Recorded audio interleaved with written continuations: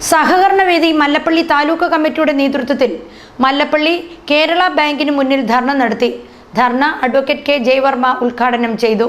സഹകരണ ബാങ്കുകളുടെ നിക്ഷേപ സുരക്ഷിതത്വം ഉറപ്പാക്കാൻ സർക്കാർ നടപടി സ്വീകരിക്കണമെന്നാവശ്യപ്പെട്ടാണ് സഹകരണവേദി മല്ലപ്പള്ളി താലൂക്ക് കമ്മിറ്റിയുടെ നേതൃത്വത്തിൽ കേരള ബാങ്കിന് മുമ്പിൽ ധർണ നടത്തിയത്. ധർണ തിരുവല്ല ഈസ്റ്റ് കോഓപ്പറേറ്റീവ് ബാങ്ക് മുൻ പ്രസിഡന്റ് അഡ്വക്കേറ്റ് കെ ജയവർമ്മ ഉദ്ഘാടനം ചെയ്തു. കേരളത്തിലെ 1546 വരുന്ന പ്രാഥമിക ക്രെഡിറ്റ് സൊസൈറ്റികളുണ്ട്. അത് ഇന്ത്യക്ക് തന്നെ ഏറ്റവും മുൻനിരയിലാണ്. കൂടാതെ മിസേലിയസ് സംഘങ്ങളുണ്ട്.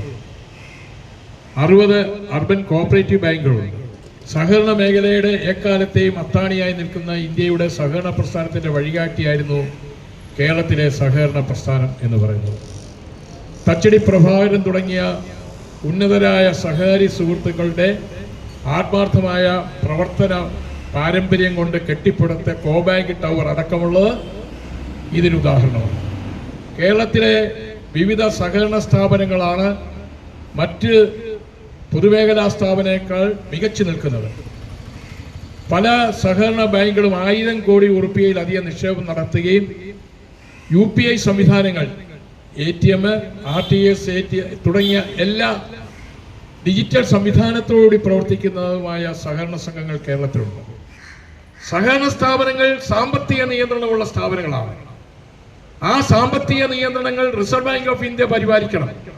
അല്ലെങ്കിൽ ഒരു സംസ്ഥാന സർക്കാരിന്റെ നിയന്ത്രണത്തിലുള്ള സർക്കാരിന് അതിനെ നിയന്ത്രിക്കാനുള്ള പൂർണ്ണ ബാധ്യതയുണ്ട്.